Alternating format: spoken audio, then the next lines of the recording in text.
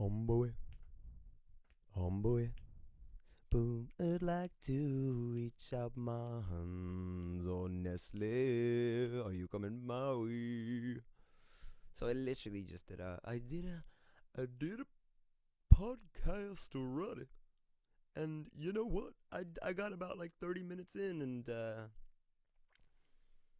you know what? I just kind of stopped and I just deleted it and I was like, I want to fresh. I'm going to go fresh. I want to let go and I want to start again. Why? Because I can. And speaking of things that I can do, I have not done a podcast in like 3 weeks. About 3 weeks. But Dylan, if you want to be friggin' known, you gotta be consistent in the work you do. Yeah, sure, but I got a lot of work to do, bro. I got a lot of other things I want to do. I like playing a little bit with everything. But if you want to be the next podcaster, you better get busy on this. You can't be slacking. Probably right. But this is just a tool for me at this moment. Whether it becomes something fuller, we'll figure out as we go along. But this is purely a selfish endeavor of more of the sense that I like to know what's going on in my life, even though I've just experienced my life. I guess it's kind of a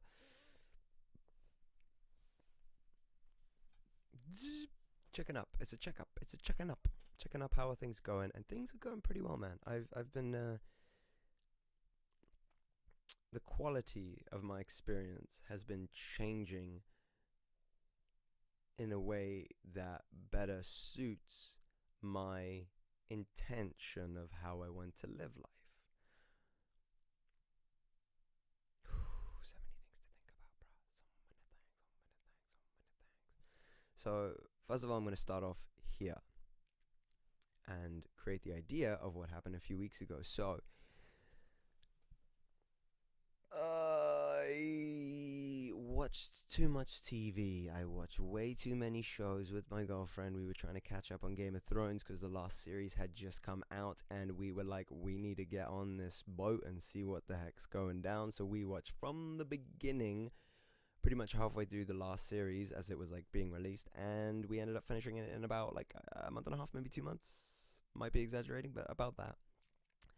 And man, was I exhausted. I'm exhausted thinking about it. Like, blah. So then after that, my girlfriend went away, and I was like, you know what? Watching too much stuff. I'm sick of it. Let me take a break. So, we had some tents in the garden, which I needed to prep up for a festival the following weekend. So I aired them out, and then I made the rash decision.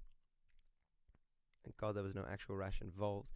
Um, but to sleep in the tent for 3 nights.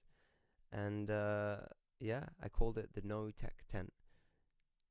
Literally to just get away from the distractions of like phones and YouTubes and do days.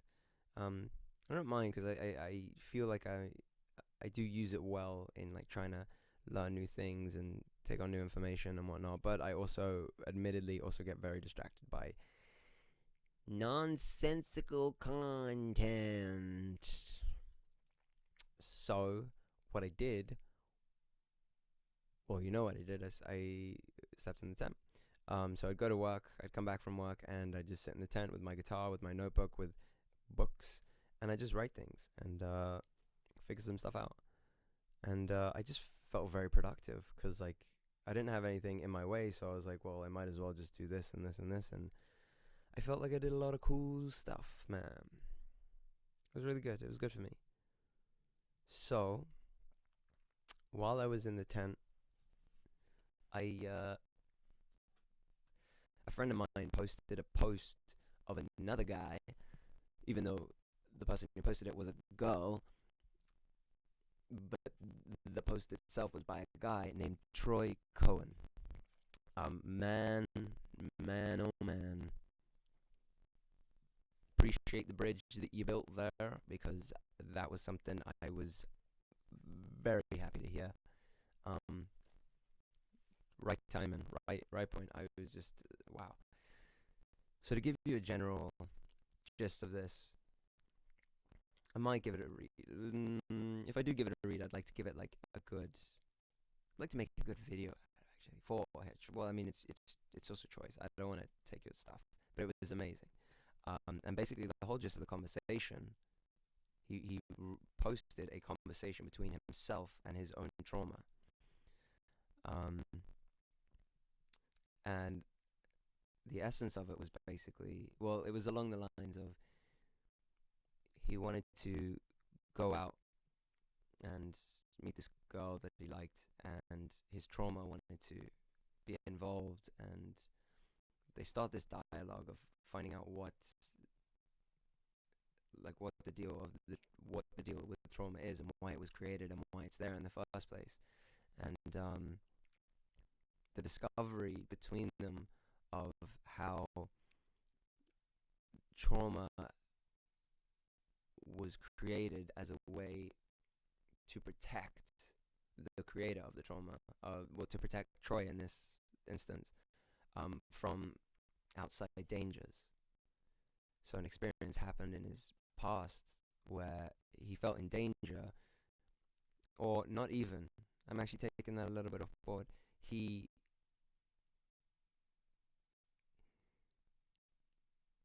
experienced something, and he blamed a certain part of himself for that, and started to loathe this side of himself.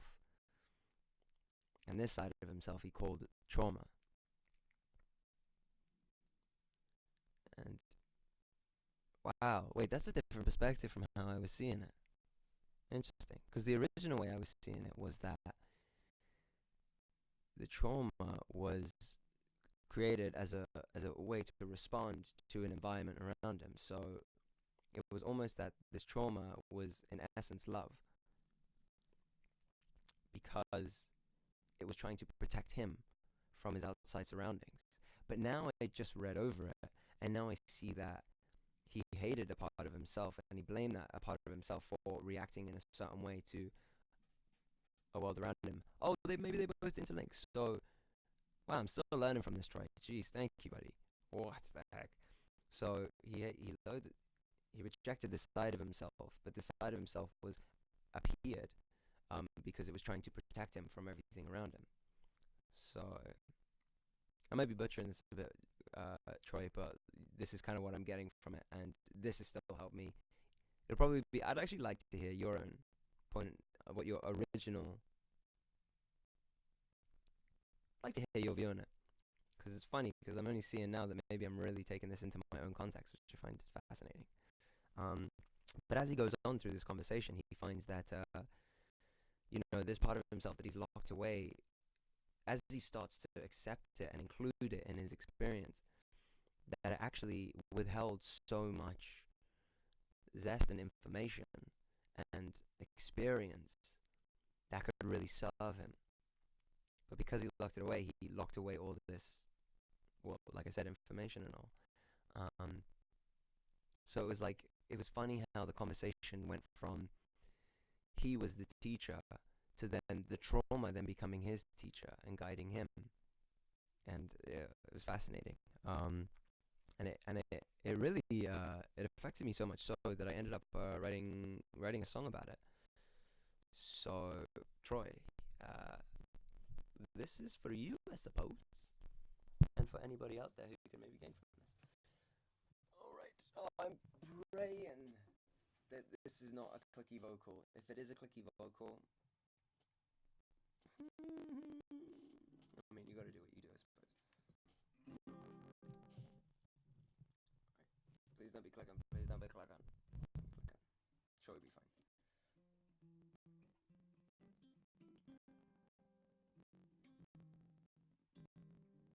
All right, sweet. Yeah.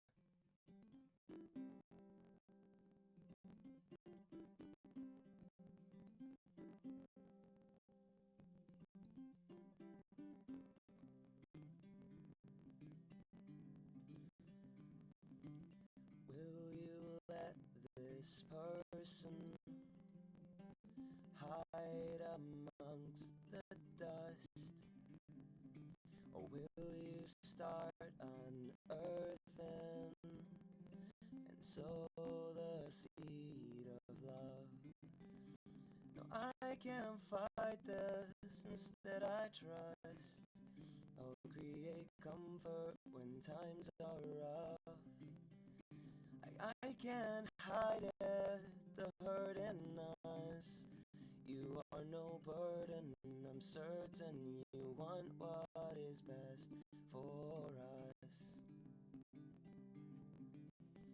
And I'll invite you to stand by me. Teach me the things I forgot. I'll fall in love with you as you fall in love with me, and allow ourselves to show up.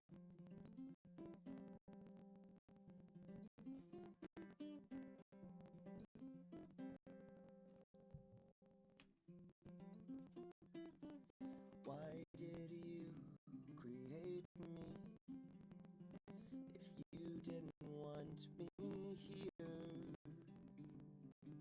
You were made to save me from all I fear.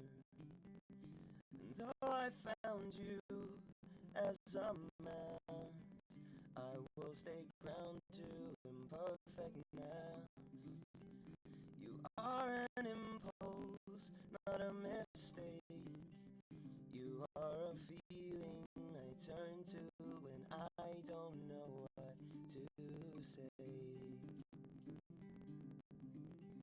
And I'll invite you to stand by me. Teach me the things I forgot. I'll fall in love with you as you fall in love with me, and allow ourselves to show up.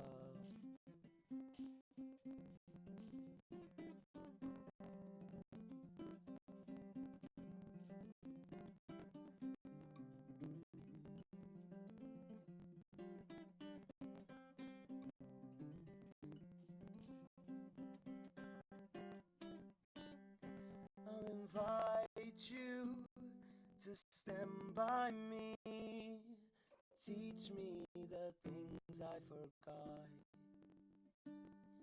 I'll fall in love with you as you fall in love with me, and allow ourselves to show up.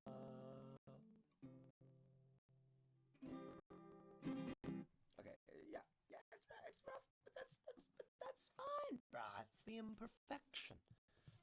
You know, it's not about being perfect, it's about being whole.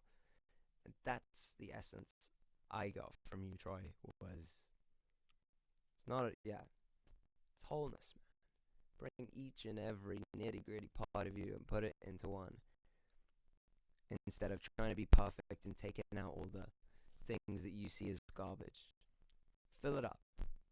Don't tear it down. So thanks for that, buddy. Great stuff. Amazing. Amazing. Amazing. Amazing.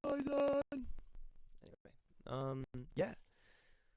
So continuing on to the next part of the story.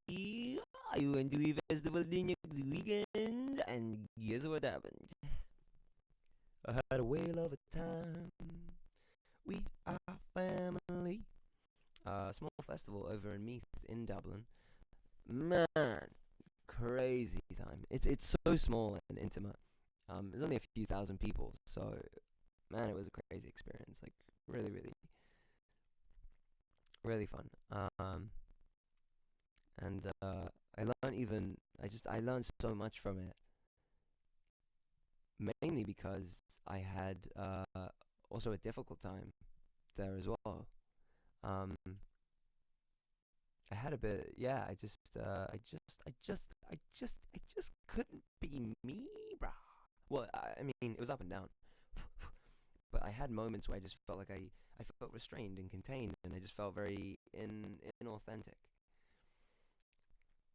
Um, and I didn't quite realize as to why until I looked back on it in hindsight. And what I'd found is that the thing that really got me was my own anticipation.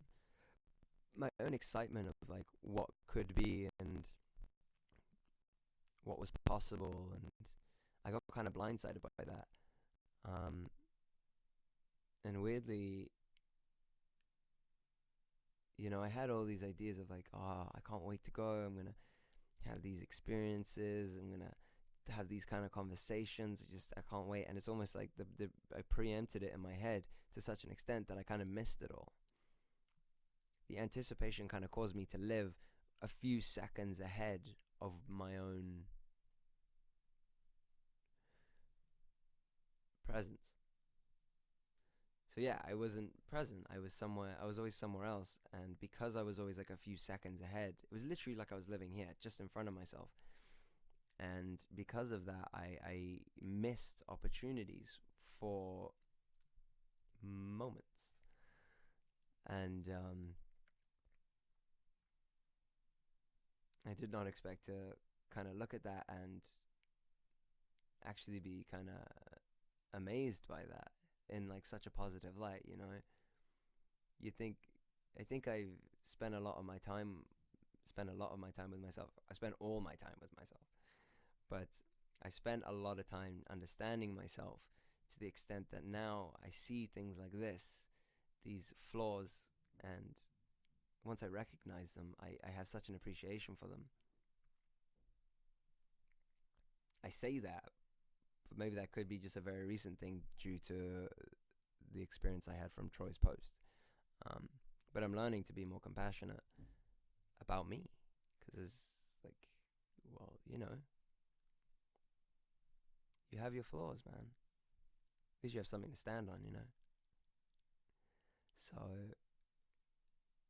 yeah, and I found, since I've kind of discovered that, my experience has been a lot more forgiving, not just to myself but also others.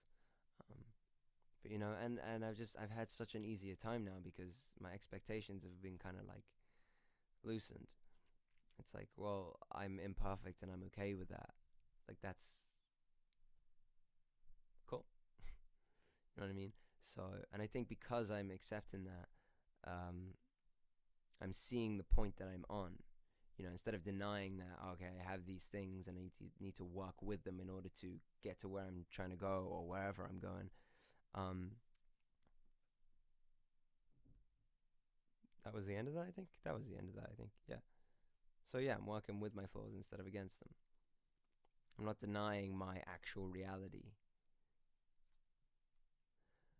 So I'm not denying the reality that I'm creating. Instead, I'm embracing the reality that I'm creating, and then hopefully by embracing it, I'm kind of making my way outside of it. So this has been my question that kind of came up was, we have a veil of how we see everything. And my question was, can we go beyond that veil? Now, in terms of this, I've been doing a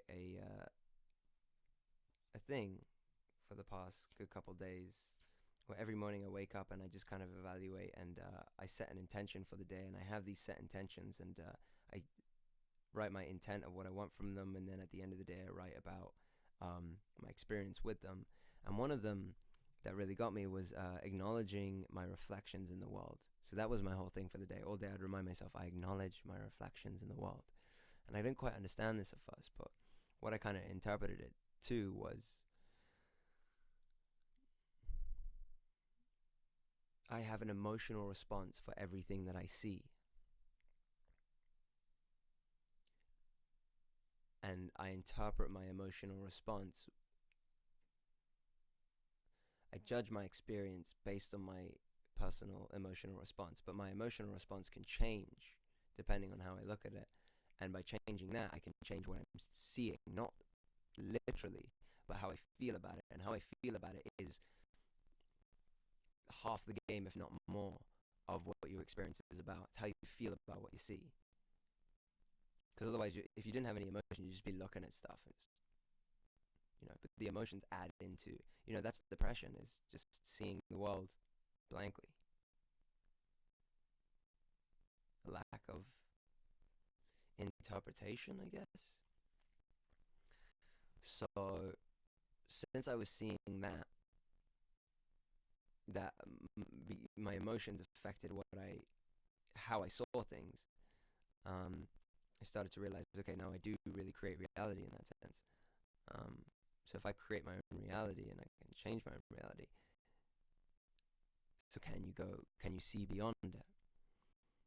Going back to what I just said, if you acknowledge the reality that you've created, you can work to get, I guess, outside of it, if that's the goal, to see reality as it is rather than how you see it. Ooh. So, are you seeing reality based on your traumas? And so it's like, so it's like each trauma, like, yeah, you are just a fleshy block of like quarks and strange things based on experiences that you've had. And it's either you have a choice of taking that brick, the trauma, and smacking your head over it, being like, why did I do that? What is wrong with me? Or you realize the potential that it has to add into a platform and create a foundation until eventually it raises you higher and higher and higher.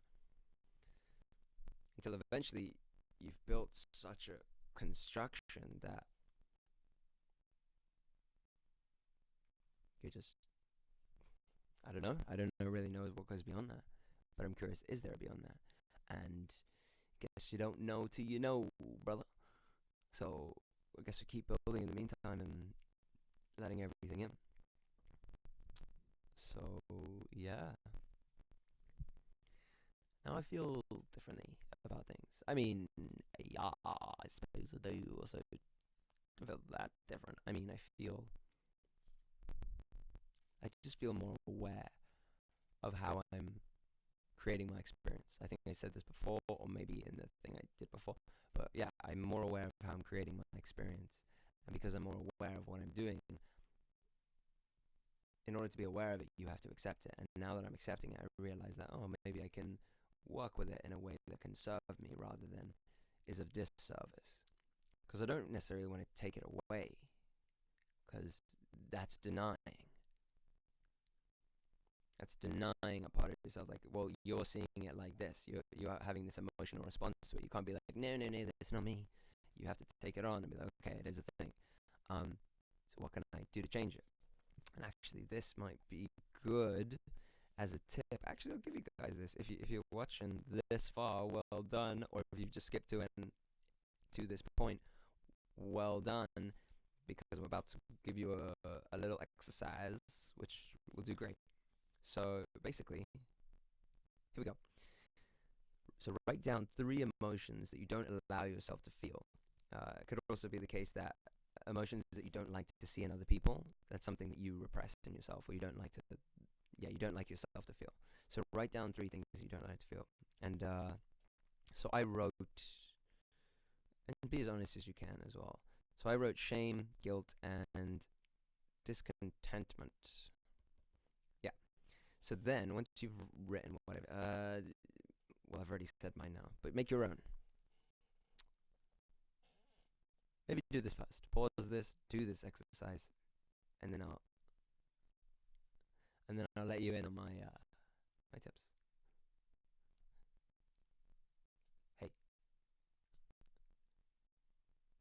Hey, hey.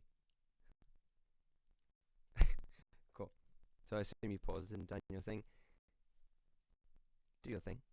And now what you do for the third part is write for each thing that you've put down how they can serve. Not how they can serve. Yeah, how they could serve you. How those emotions could serve you.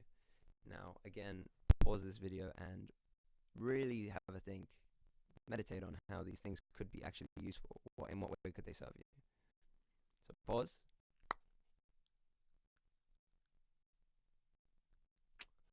Okay, cool. So I'll let you in on mine. I might have some more thinking about this, but so the first one was shame for me. And the way I felt that it could serve me was it could help me empathize with others, because shame is not an uncommon thing.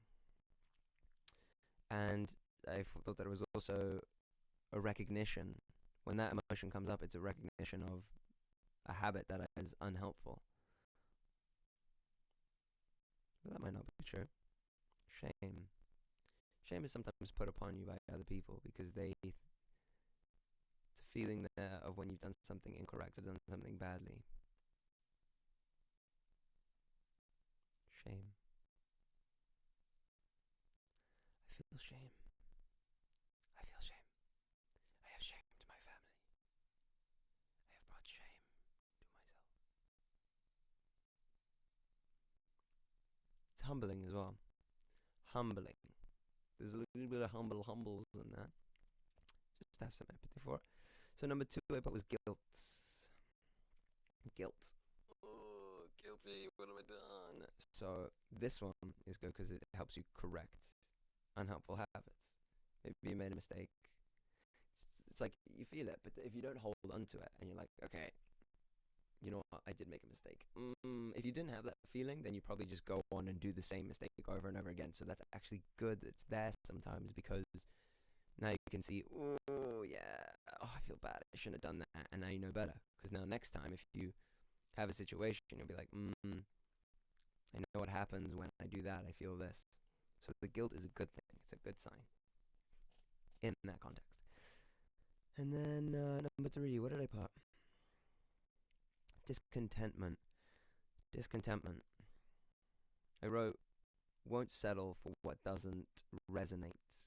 A reminder to strive. I don't want to feel discontented, but when I do, it reminds me that I want something better for myself because I know I deserve better. So it's good. Or it could be recognition that I need to be calm and take a break. What is this? I sometimes reflect on how others act instead of responding authentically based on my own emotional state. Be honest and grow from where you are. I think that's from another page. Yep. But yeah, that's a good exercise. Hope you learned something from that one. If you haven't done it yet, try it again. Maybe you might not like anger and you repress that. Maybe you don't like feeling love. Why? But well, not even. Don't worry about why you don't like it. Focus on why it's good for you. What it could do for you if you let it in. Let it in, let it in, let it in. It's about being whole, not perfect. I can passionately embrace my innocence. This also is a form of imperfection that you're just like, yeah, I'm imperfect. Let me do that. So that's cool. Oh, I'll let you in on my one today. My new one is I neutralize my negative emotional charge. Now that this statement is there, I've noticed, I was watching a few videos today, and I noticed how much negativity is involved in a lot of the videos that I watch. Like one comedy sketch I watched was just literally 5 minutes of a guy complaining about people's feet and how they don't clean them. Like, get over it. You know? I don't know. So yeah, these kind of things are cool. I like that. Awareness and such, and being present and playful. Also, I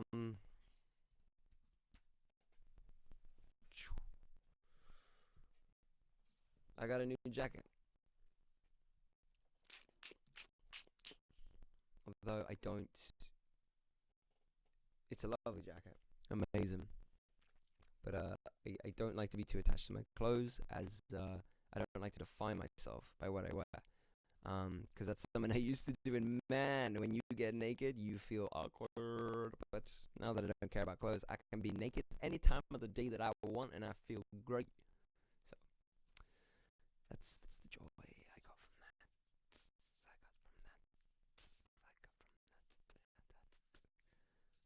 So I was having a conversation with a friend, actually. I just want to see if I can get the details of it. Yeah, I can.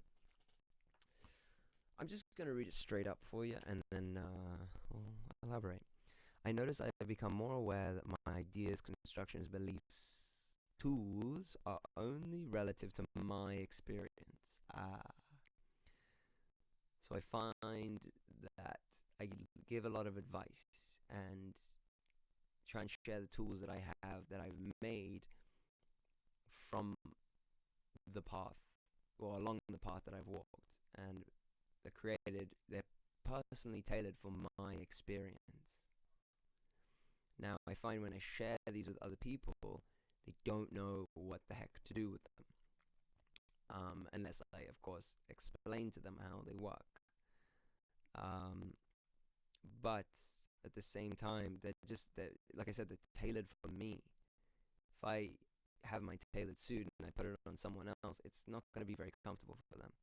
So the best thing you can do if you're trying to give advice, I'm giving advice about giving advice, just by the way, letting you know that I'm giving advice about giving advice, is that don't give them your advice to yourself as much as you need to let them advise themselves. Show them a way to figure out how they can make their own tools, which is basically a trial and error thing. You just basically say, well, try it. If it doesn't work, figure out why it doesn't work. Is it because you don't like it? Is it because it's a bit difficult and you're on too high a step and maybe you need to try a beginner level? Like, that's the way you help them. You can't give them your tools and be like, this is the way. Do what I do and you'll be grand. No, it doesn't quite work like that.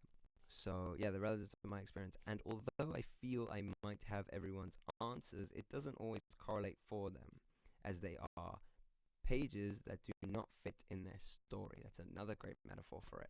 I have these pages that are beautifully written from my own personal point of view. I like them a lot.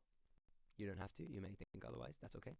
But these beautifully articulated pages that, when offered to someone else's storybook, doesn't quite fit in there.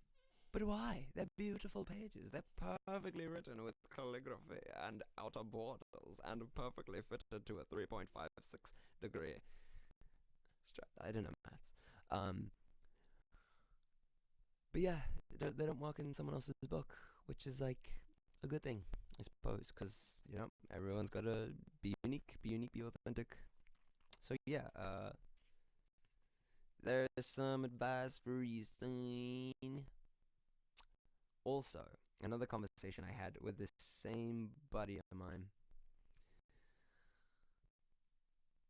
I also talked with Kieran. Giving a shout out to my buddy Kieran. Good buddy of mine. His name's Kieran. I talked to Kieran about how having a goal based on someone else's accomplishments might be dissatisfying, as they are not unique to us. This is like seeing someone playing with their tools. You're like, I want to do that. So you try and take their tools, in a sense. I'm being very metaphorical here.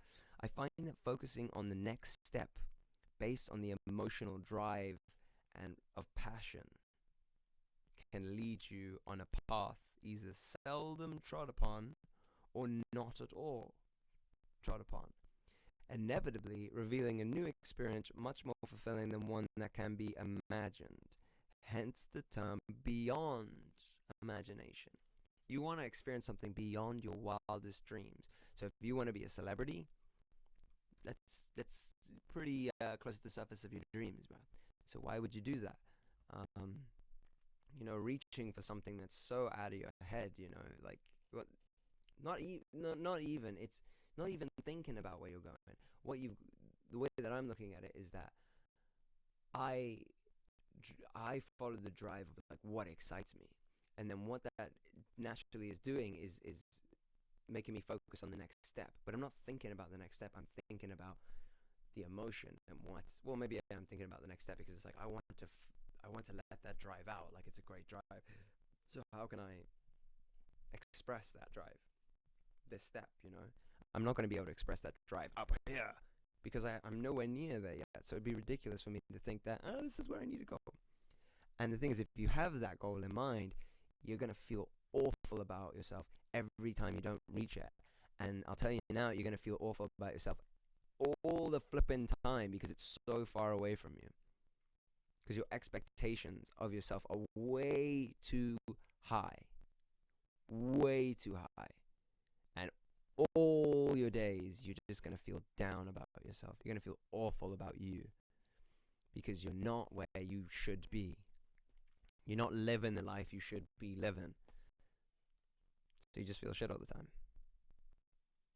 So instead, remove that expectation and create a new one of living a life based on how you feel, how you can feel like your best self now.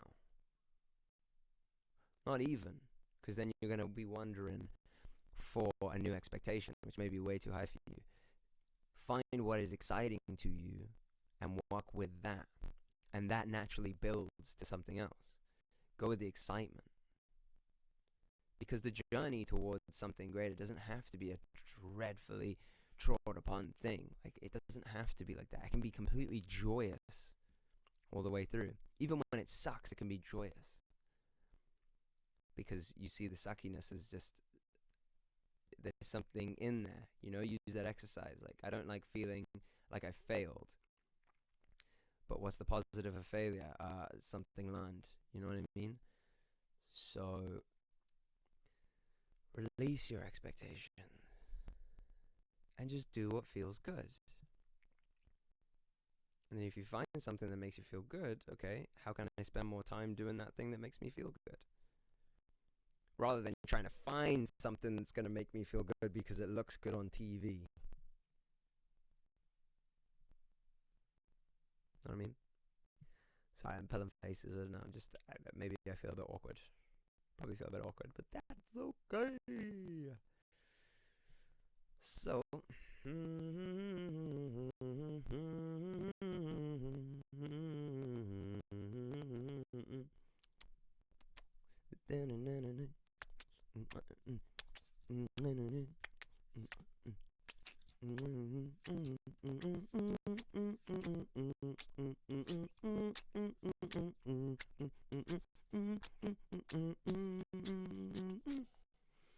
I just wanna make a friend right now. I'm gonna give him a name and tell him how to get out somehow, because I got a house full of friends and I'm gonna tell them to go away before I pretend that I'm not a real guy.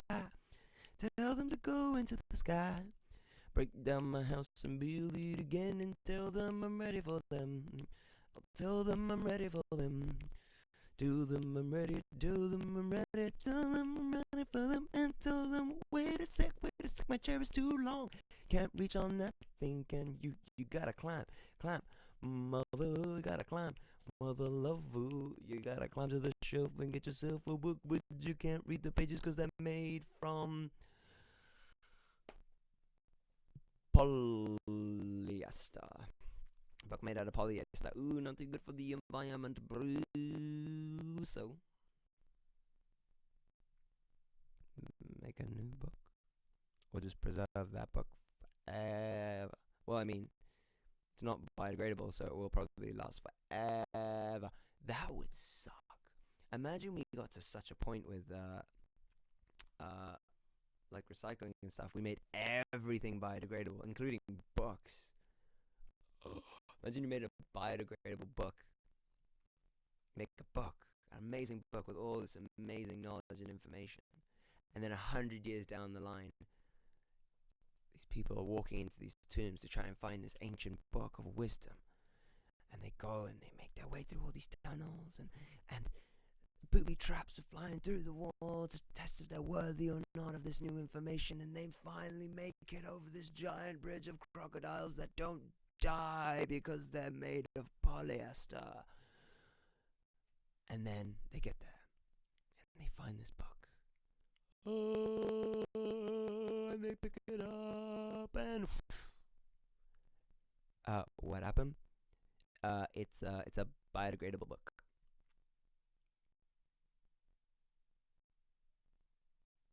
Wisdom. What is the book? There is no book. Exactly. Do you want to elaborate on that for us, man? It's a bit confusing. Don't be so attached.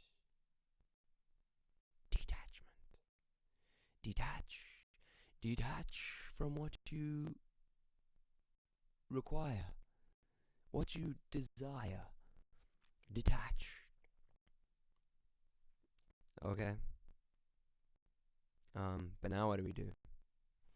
Beats me, brah. Let's go for beer. Beer is biodegradable. What? Beer is biodegradable. Could that be a thing? Biodegradable beer. I guess it is. You drink it. It's a liquid. It doesn't need to be biodegradable. It just put the alcohol in there, like the little alcohol little particles. I don't know how that looks. Is that how it looks? Alcohol particles? I don't know, bro. Should we see? I'm gonna see if alcohol is just little part. It has to be, right? I don't know. I'm not a chemist. What do I know, bro? I never claimed to know anything. I never claimed to be a genius. Never claimed these things. I thought that a few times that I might be a genius, and then I realized that I'm questioning whether alcohol particles exist, and now I'm feeling a little silly because I feel like it's a silly question to ask. But you know what? I don't know the answer to it, so I'm gonna find out. That's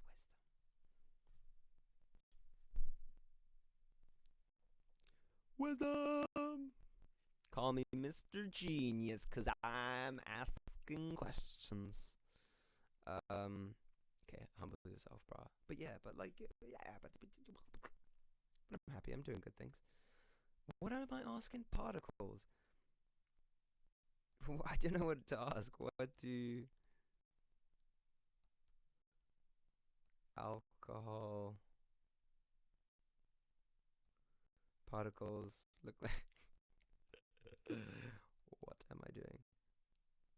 Look like. What do particles look like in a solid? Now, what do they just look like? Yeah, everything's made of particles. Like, of course it would be. But like, so you have the small alcoholic particles mixed in with the non-alcoholic particles. So you just have a mess of different types of particles then. Is that correct? Yeah, I think I'm correct in that one, right? Particles are extremely small and current.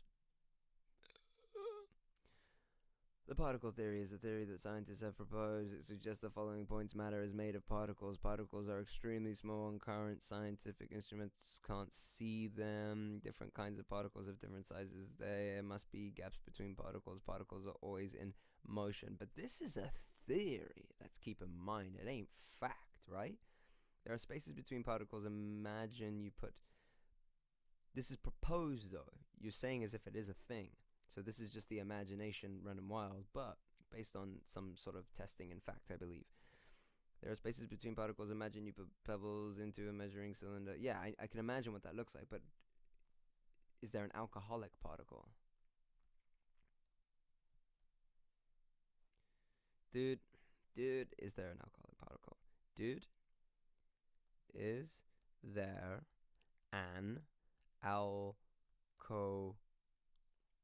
Not a gene. Alcoholic gene? Whoa, is that a thing?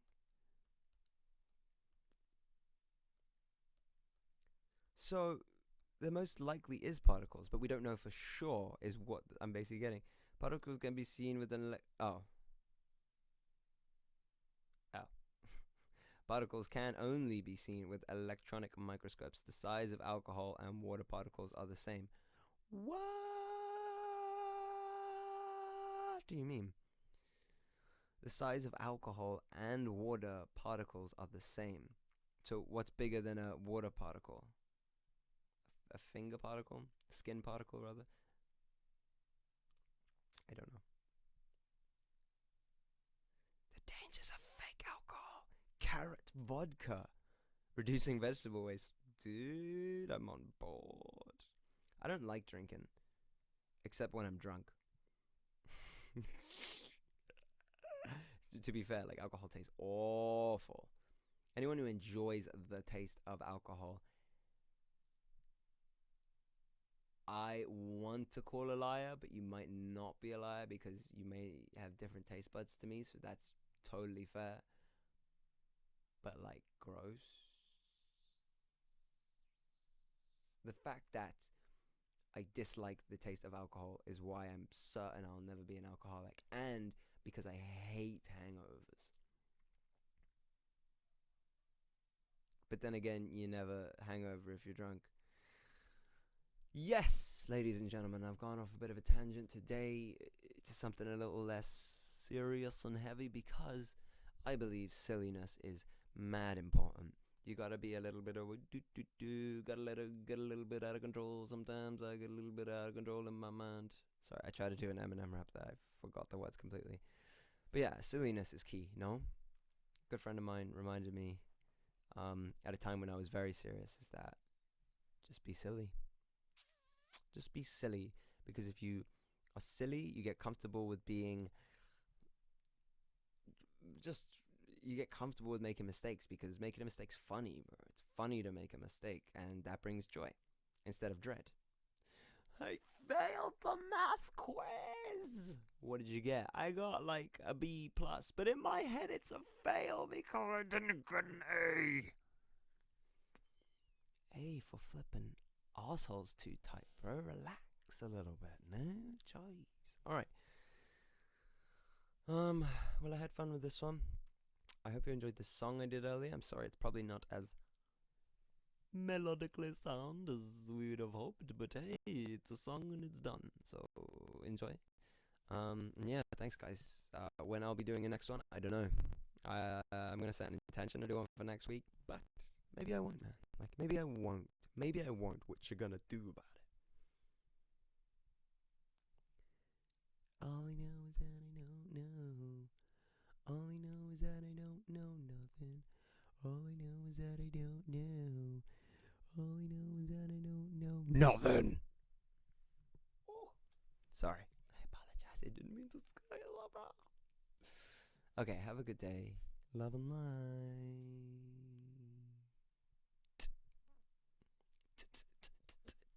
You hang up.